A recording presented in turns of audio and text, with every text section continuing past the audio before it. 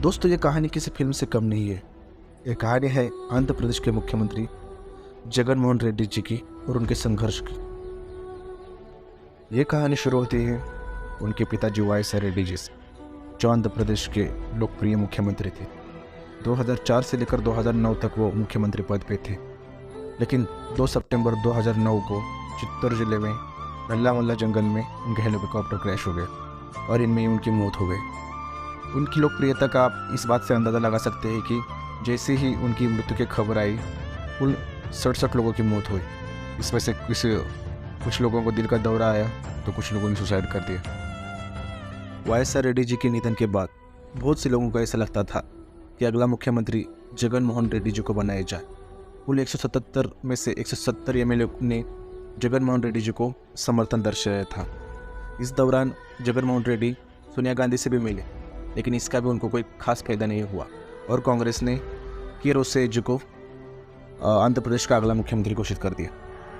आंध्र प्रदेश में वाई जी ने कांग्रेस को बड़ा बनाया था और एक नया रूप दिया था, लेकिन इसी पार्टी में अब जगन मोहन रेड्डी जी को कई बार अपमानित होना पड़ रहा था, तो उन्होंने ऐलान किया कि अब इस पार्टी में नहीं रहेंगे और एक नई पार्टी बनाएंगे। 2011 में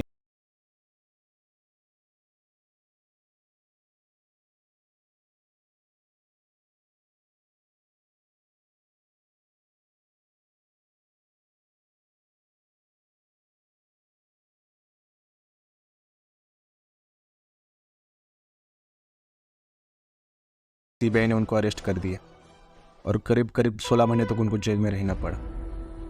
जब वो जेल से बाहर आए तब उन्होंने दिन रात एक कर दिया और अपनी छवि सुधारने पर ध्यान दिया और पूरे तरह से पॉलिटिक्स में एक्टिव हो गए। 2014 के इलेक्शन में वाई पार्टी लोकसभा में 9 तो विधानसभा में 70 सीटों पे जीत मिली थी और इसके साथ वो सबसे बड़ी अपोजिशन पार्टी बन गई थी।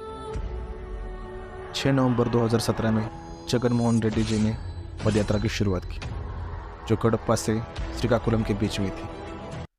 ये यात्रा लगभग 16 महीने तक चली और इस यात्रा ने 3648 किलोमीटर की दूरी तय की